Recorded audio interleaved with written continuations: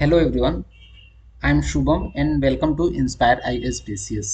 तो आज हम क्या डिस्कस करने वाले हैं, क्योंकि आपको पता होगा कि जो यूपीएससी का एग्ज़ाम है 2025 वाला, ये आप देखेंगे ये यूपीएससी का कैलेंडर है। तो यहाँ पे दिया हुआ है कि 25 मई को इसका एग्ज़ाम होगा, यूपीएससी का जो प्रीलिम्स एग्ज़ाम होगा। तो मेरे पास बहुत सारे क्वेरीज और मैसेजेस आ रहे थे कि सर बहुत ज़्यादा एग्ज़ाम को लेकर डिप्रेशन हो रहा है और अंडर प्रेशर फील कर रहे हैं। तो कुछ एग्ज़ाम से रिलेटेड एक वीडियो लेकर आइए जिसमें आप आने वाले जो 4 महीना है, जैसे 28 मई को है, तो पूरा अभी फेब बचा है, मार्च बचा है, अप्रैल बचा है एंड मई का 24 डेज बचा है। तो इसमें हमें क्या क्या करना चाहिए, तो इससे रिलेटेड हमने प्रायोरिटी सेट करने के लिए ये वीडियोस लेकर आया है, जिसमें हम डिस्कस करेंगे कि आने वाले जो टाइम है, जो 4 महीने है, उसका हमारा क्या स्ट्रेटजी होने चाहिए, कौन कौन से प्रायोरिटी वाले टॉपिक्स और सब्जेक्ट हैं। और इसके अलावा हम फोकस करेंगे कि हमें पीवाईक्यू और कितने टेस्ट देने चाहिए। तो ये सारी चीज़ों को हम डिस्कस करेंगे। तो आइए हम मूव करते हैं कि अब नेक्स्ट स्लाइड पे, जिसमें देखेंगे कि इसमें दिया हुआ है कि हमारा 25 मई को हमारा यूपीएससी सीएससी का प्रीलिम्स है और मेंस अक्टूबर में होता है। तो मेंस का तैयारी करने के लिए आपके पास 4 महीने का, 3.5 से 4 महीने का टाइम मिलेगा। तो पहला कैटेगरी इसमें ये है कि कुछ लोग अभी बिगिनर हैं और कुछ ऐसे लोग हैं जो पहले भी यूपीएससी का अटेम्प्ट दे चुके हैं और वो स्ट्रगल कर रहे हैं कि क्वाली जिनसे उनका यूपीएससी का प्रीलिम्स है क्वालिफाई नहीं हो पा रहा है। तो पहला जो स्ट्रेटजी ये होगा कि जो प्रीलिम्स वाले जो बिगिनर्स हैं, मीन्स जो अभी नए नए यूपीएससी की तैयारी स्टार्ट की हूँ, तो उनका बारे में ये देखते हैं। उनको अभी पेपर नहीं दिए तो उनको आइडिया नहीं होगा कि अभी हमें यूपीएससी के लिए क्या इंपॉर्टेंट है, नहीं इंपॉर्टेंट है। तो उसके लिए मेरा सजेशन ये है कि पहले आप पीवाईक्यू पे अच्छा खासा कमांड बना लें। देन आप अपने स्टैटिक पार्ट को जितना अधिक से अधिक हो पाए उसको रिवीजन करें, और बाद में उसके बाद आप सेक्शनल जो है वो टेस्ट दें। देन वो सेक्शनल टेस्ट हो जाने के बाद आप जो रिवीजन है इस पर ज़्यादा से ज़्यादा फोकस करें। और इन केस जो भी टेस्ट सीरीज में आपको लग रहा है 60+ स्कोर्स आ रहे हैं, तो आपको एग्जाम बिल्कुल अटेंड करने चाहिए। तो ये हो गया हमारा बिगिनर्स का कि आप पहले अपना पीवाईक्यू का अच्छे से एनालिसिस करें, स्टैटिक पार्ट को फोकस करें।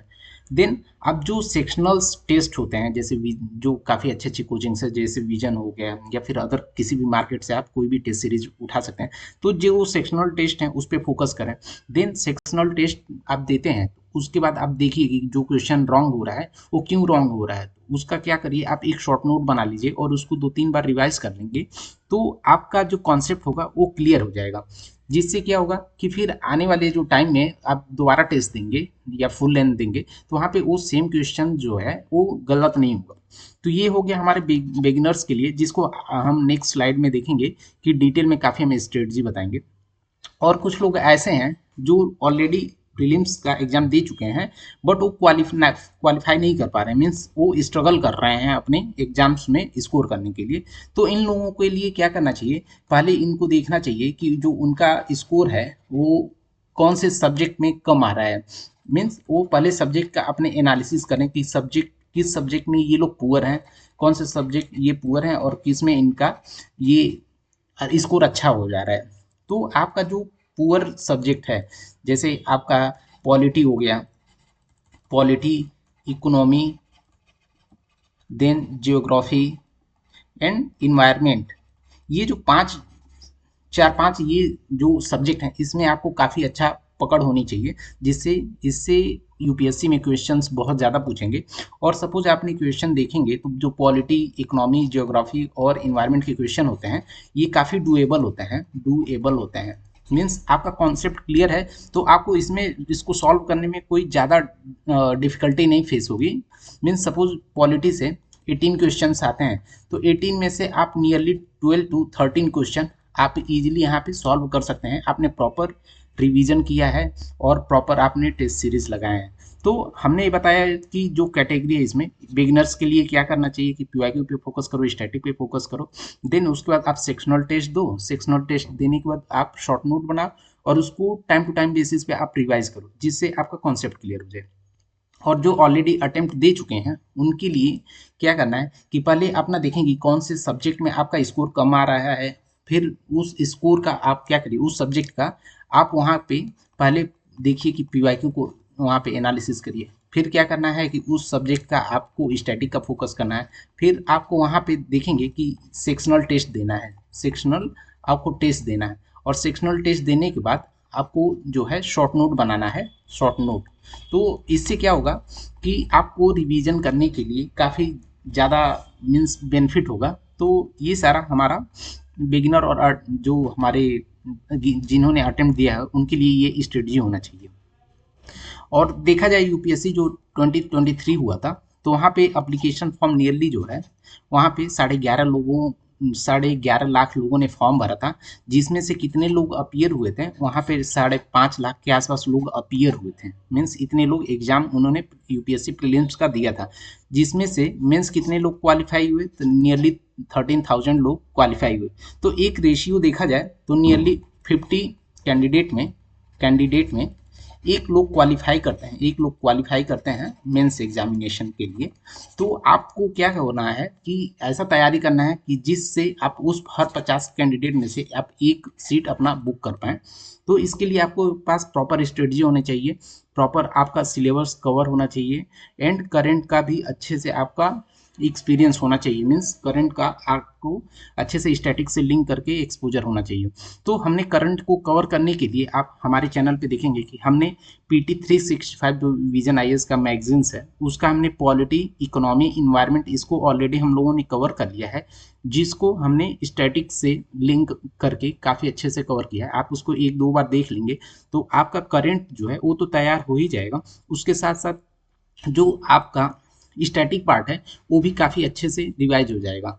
तो और हम नेक्स्ट क्या करेंगे कि जो PT 365 है इंटरनेशनल रिलेशन का, उसको हम लेकर आने वाले हैं। वो प्रोबेबली आज इवनिंग तक, नहीं तो फिर नेक्स्ट डे हम उसको अपलोड कर देंगे। तो आपका यहाँ से करंट अफेयर्स के 4 मेजर जो पोर्शंस हैं वो कवर हो जाएंगे। तो आप इनके साथ आप हमसे फर्स्ट टाइम जुड़े हैं तो प्लीज़ सब्सक्राइब आवर चैनल। अभी देखेंगे कि क्या क्या लोगों के मन में, जो हमारे कैंडिडेट हैं हमारे, उन लोगों के मन में क्या क्या डाउट्स है। तो पहले कुछ लोगों का मैसेज आ रहा था कि सर हमें प्री और मेंस अभी भी फोकस करना चाहिए क्या। तो अभी मेरा ये मानना है कि आपके पास अभी 4 मंथ्स हैं, 4 मंथ्स हैं, और जो है प्री जो है डिफ़िकल्ट होता जा रहा है, काफ़ी डिफ़िकल्ट होता जा रहा है। तो आपको मेंस के लिए अभी बिल्कुल भी टाइम नहीं है। आपको क्या करना चाहिए कि आपको सिर्फ और सिर्फ प्रीलिम्स पे फोकस करना चाहिए। आप मेंस को यहाँ पे इग्नोर कर दीजिए, क्योंकि अभी मेंस के लिए प्रीलिम्स आपका एक बार क्वालिफाई हो जाएगा तो मेंस के लिए आपको 3 महीने का टाइम मिल जाएगा, वहाँ पे थोड़ा सा कर सकते हैं। लेकिन आपका बार बार प्रीलिम्स रुक रहा है, तो अभी के आने वाले जो 4 मंथ्स हैं उसमें क्या करिए, आप डेडिकेटली प्रीलिम्स का तैयारी करिए।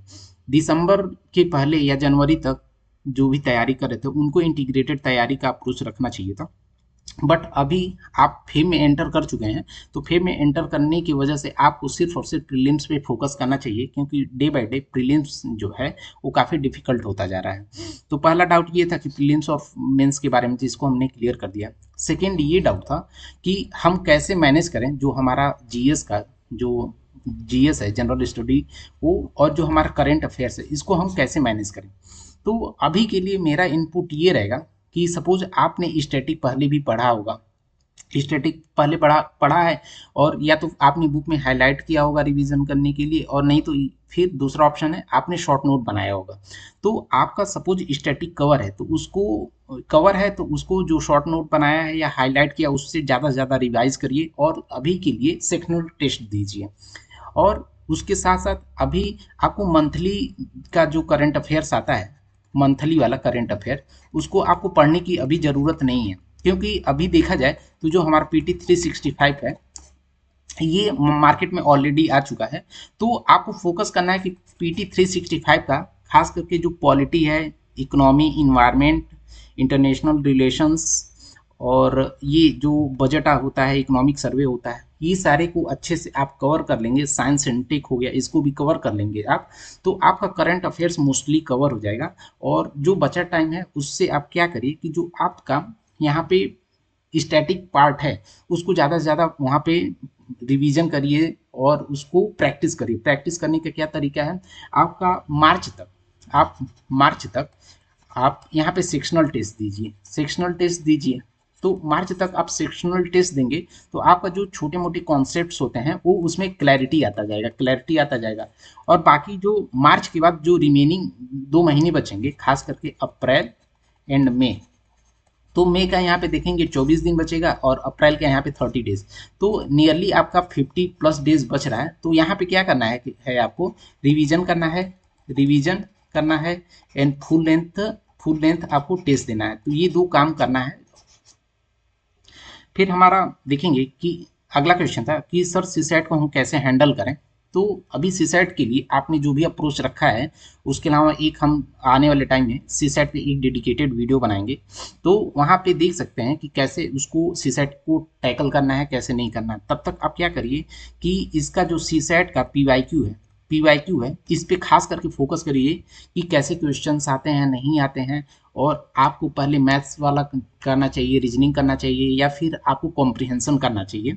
तो ये सारा स्ट्रेटजी आप लेकर चलिए और ट्राई करिए कि 1 आवर का डेली बेसिस पे आप अभी फरवरी में तो इग्नोर कर सकते हैं, लेकिन मार्च अप्रैल में आप 1 आवर का सीसैट का स्ट्रेटजी लेकर आना चाहिए कि हम डेली बेसिस पे 1 घंटा सीसैट को प्रैक्टिस करें। क्योंकि देखेंगे कि सीसैट जो है डे बाय डे काफ़ी टफ होता जा रहा है।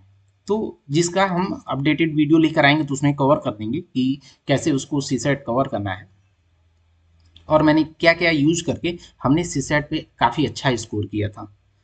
और अगला जो पार्ट है जो कन्फ्यूजन कि हमें पीवाईक्यू और टेस्ट सीरीज को कैसे यूटिलाइज करना है।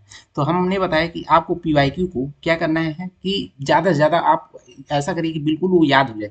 मीन्स सपोज कोई क्वेश्चंस में 4 ऑप्शंस होते हैं तो वो 4 ऑप्शंस भी क्या होते हैं उसके बारे में भी आपको पूरा डिटेल पता होना चाहिए, जिसको हम माइक्रो एनालिसिस बोलते हैं। तो हमने बताया कि एक तो आपको पीवाईक्यू बिल्कुल रटा होना चाहिए, याद होना चाहिए। और दूसरा है कि आप मार्च तक आप क्या करिए कि जो सेक्शनल टेस्ट इस यहाँ पे फोकस करिए, जिससे आपका जो कॉन्सेप्ट है वो क्लियर हो जाए। और फुल लेंथ कब ट्राई करना है, फुल लेंथ आपका जो आपका अप्रैल का 30 डेज और 24 डेज मई का बचेगा वहाँ पे आप फुल लेंथ ट्राई करिए। और उसके साथ साथ उसमें भी कुछ फुल लेंथ वाले में भी इशू आता है, तो वहाँ पे आप उसको शॉर्ट नोट बना के उसको ज़्यादा से ज़्यादा रिविजन करिए। तो अभी क्या है कि आपको क्या क्या स्ट्रेटजी अपनाना चाहिए जिससे आपका प्रीलिम्स क्रैक हो। तो पहला है कि आपको सिलेबस पता होना चाहिए, कि सिलेबस बिल्कुल डिटेल पता होना चाहिए और कहाँ से यूपीएससी क्वेश्चंस पूछता है ये पता होना चाहिए। दूसरा है कि सब्जेक्ट का प्रायोरिटी क्या होना चाहिए, जैसे पॉलिटी देखेंगे, पॉलिटी काफ़ी इंपॉर्टेंट है। फिर जियोग्राफी हो गया, देन इकोनॉमी हो गया, देन इन्वायरमेंट हो गया, फिर इसके बाद साइंस एंड टेक हो गया। उसके बाद आप हिस्ट्री पे फोकस कर सकते हैं, देन कल्चर पे। तो ये आप सब्जेक्ट का प्रायोरिटी सेट करिए, क्योंकि पॉलिटी, ज्योग्राफी, इकोनॉमी, इन्वायरमेंट इससे नियरली 60% क्वेश्चन सिर्फ यहीं से फ्रेम होते हैं। तो आपका ये पार्ट जब रेडी रहेगा तो आप ज़्यादा से ज़्यादा यहाँ पे क्वेश्चन कर सकते हैं, सॉल्व कर सकते हैं, और जिससे आपका सक्सेस रेशियो काफ़ी बढ़ जाएगा। अभी दूसरा हमारा पॉइंट ये है कि कैसे हम इसको सक्सेस इसमें प्रीलिम्स को करेक्ट करें। तो हमने बताया कि जो सिलेबस है पहला और कौन सा सब्जेक्ट का प्रायोरिटी है उसको सिलेक्ट करिए। और सब्जेक्ट का प्रायोरिटी होने के बाद उसमें कौन सा टॉपिक ज़्यादा इंपॉर्टेंट है उसको फोकस करिए। फॉर एग्जाम्पल आपने अभी सिलेक्ट कर लिया कि पॉलिटी सबसे ज़्यादा इंपॉर्टेंट है, तो पॉलिटी सपोज सबसे ज़्यादा इंपॉर्टेंट है तो ये अभी फोकस करना है आपको कि पॉलिटी में भी सबसे ज़्यादा क्या इंपॉर्टेंट है। जैसे फंडामेंटल राइट्स हो गए, देन उसके बाद हमारा पार्लियामेंट हो गया, फिर इसके बाद हमारा जुडिशरी हो गया, फिर हमारा लोकल जो गवर्नेंस है, जैसे यहाँ पे पंचायत एंड म्यूनसिपालिटीज़ हो गया, म्यूनसिपालिटीज। तो ये सारे पॉलिटी में इंपॉर्टेंट है। तो आपने सब्जेक्ट का प्रायोरिटी सेट कर लिया, फिर उसके बाद आप उसमें जो है टॉपिक्स का आप जो है प्रायोरिटी सेट करिए, जैसे हमने बताया इस तरीके से आप करेंगे और आपको उस बेस पे आपने स्ट्रेटजी का पार्ट बना के मूव किया तो आपका यहाँ पे प्रीलिम्स नहीं रुकेगा।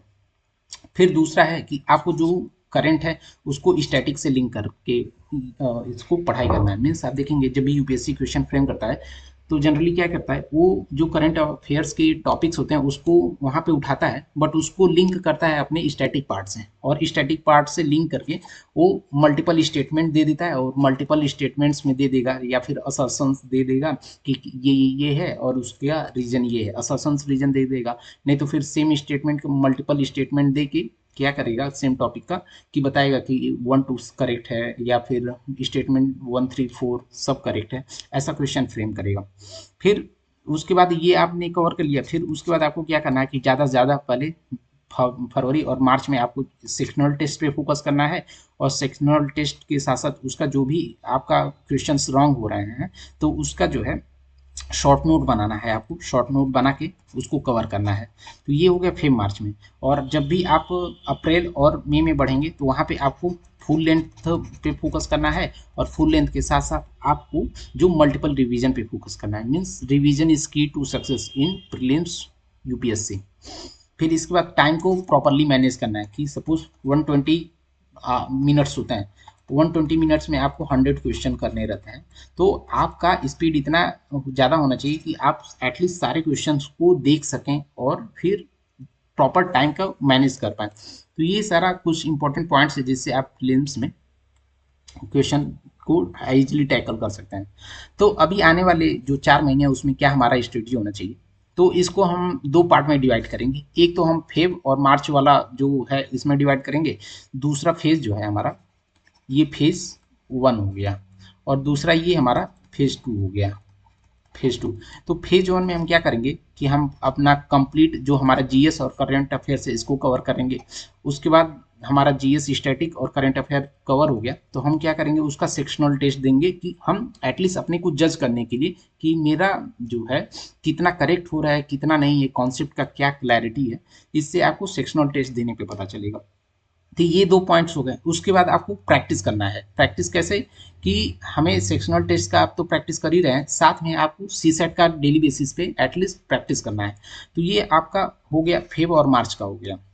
अभी फेज 2 में हम मूव करेंगे, जब आपका 1 अप्रैल आ जाएगा तो यहाँ से आप इस फेज में मूव कर लिए। इस फेज में क्या करना है कि आप जितने ज़्यादा, क्योंकि फेब और मार्च में आपने प्रॉपरली जो है स्टडी कर लिया है, जो भी सब्जेक्ट हैं टॉपिक्स हैं उसको स्टडी कर लिया, तो अभी आपका अप्रैल में फोकस होना चाहिए कि हम ज़्यादा से ज़्यादा रिवीजन करें।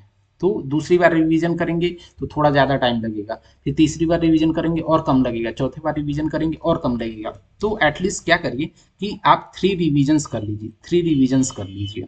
फिर उसके बाद क्या करना है कि अभी आपको अप्रैल और मई में आपको फुल लेंथ टेस्ट लगाने हैं, फुल लेंथ टेस्ट लगाने हैं, और खास करके टेस्ट ऐसे लगाना है कम से कम 3 कोचिंग्स रहे, 3 कोचिंग के आपको टेस्ट सीरीज लगाना है। कि सपोज कोचिंग 1 का यदि क्वेश्चन फ्रेमिंग अच्छा है तो ठीक है, क्वेश्चन कोचिंग 2 का मान लीजिए वो अच्छा क्वेश्चन नहीं फ्रेम कर रहे हैं, तो जो कोचिंग 3 है वहाँ से आप क्वेश्चन सॉल्व करेंगे, तो लगभग लगभग सारे टाइप के आप क्वेश्चंस टैकल करने का आपके पास तरीका और डेवलप हो जाएगा। तो इसे एटलीस्ट 3 कोचिंग्स का 12 जो है फुल लेंथ जो टेस्ट है उसको आपको देना है।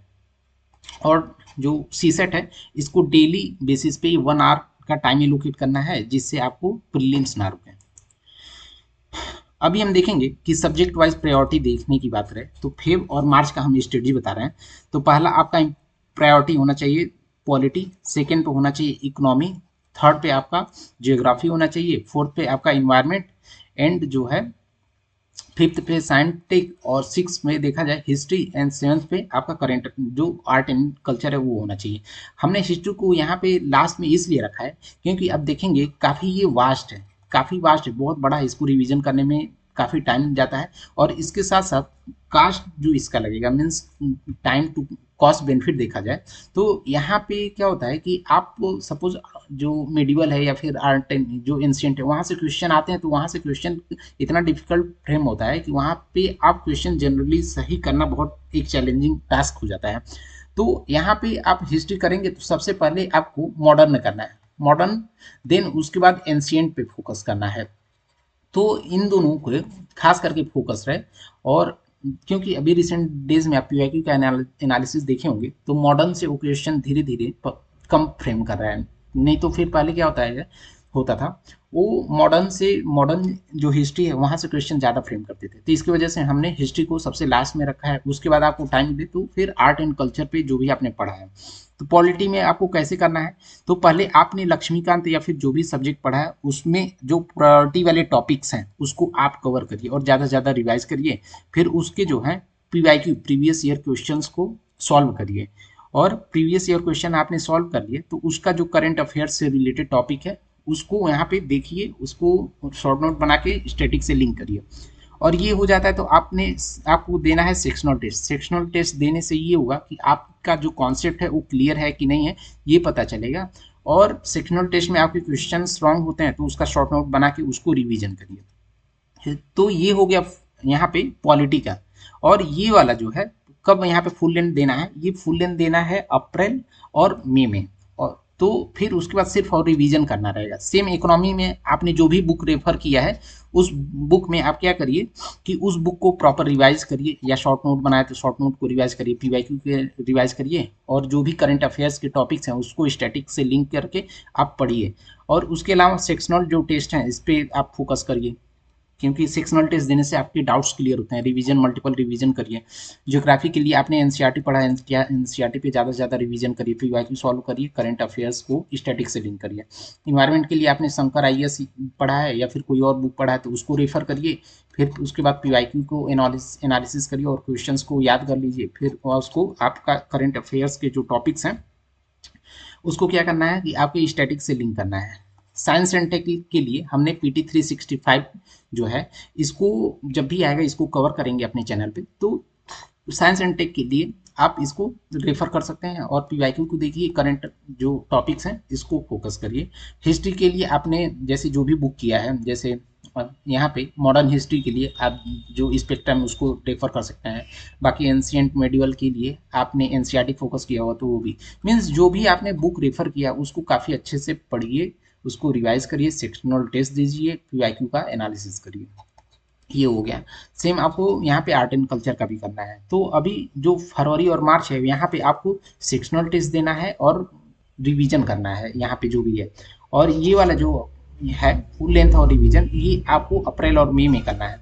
तो यहाँ पे अब देखा जाए हमने टाइम भी एलोकेट किया है कि आपका आज 1 फरवरी है तो आज आपसे आने वाले 10 दिन में आप क्या करिए कि पॉलिटी को कवर कर लीजिए आने वाले 10 दिन में। फिर 10 दिन में इकोनॉमी को कवर कर लीजिए। फिर तीसरे में आता है 10 दिन में आप ज्योग्राफी को कवर कर लिए। मीन्स आपका फरवरी में पूरा ये पॉलिटी, इकोनॉमी, ज्योग्राफी ये 3 कवर हो गया। फिर जो आप यहाँ पे मार्च आएगा तो मार्च में 8 दिन में आप इन्वायरमेंट को कवर कर लीजिए।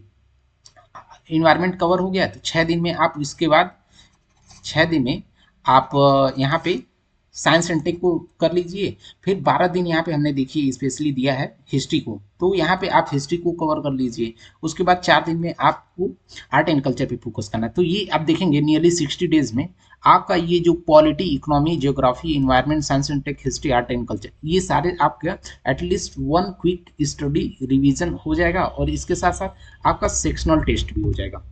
अभी हम मूव करेंगे कि हमारा जो नेक्स्ट मंथ रहेगा उसमें हम क्या क्या रहेगा उसको देखेंगे। तो आपने अभी फरवरी और जो है मार्च है उसमें देख लिया कि हमें कितना टाइम एलोकेट करना है। अभी हम मूव किए, फरवरी हमारा मार्च बीत गया है, अभी हम अप्रैल में मूव कर रहे हैं। तो अप्रैल में आपको क्या करना है कि पॉलिटी में आपने जो भी लक्ष्मीकांत पढ़ा है तो उसमें हाईलाइट किया या शॉर्ट नोट बनाया है तो उसको रिवाइज करिए, पीवाईक्यू को देखिए, करंट को यहाँ पे रिवाइज करिए। अभी आपको सेक्शनल टेस्ट देने की ज़रूरत है, आप डायरेक्ट फुल लेंथ टेस्ट पे फोकस करिए और उसके शॉर्ट नोट्स बना के उसको रिवाइज करिए। तो दूसरा आपको रिवीजन करने में यहाँ पे 5 डेज लगेगा। मीन्स जो भी आपको फर्स्ट टाइम पढ़ा 10 डेज लगा तो सेकेंड में आपको उससे कम टाइम लगेगा, तो 5 डेज हमने रखा है।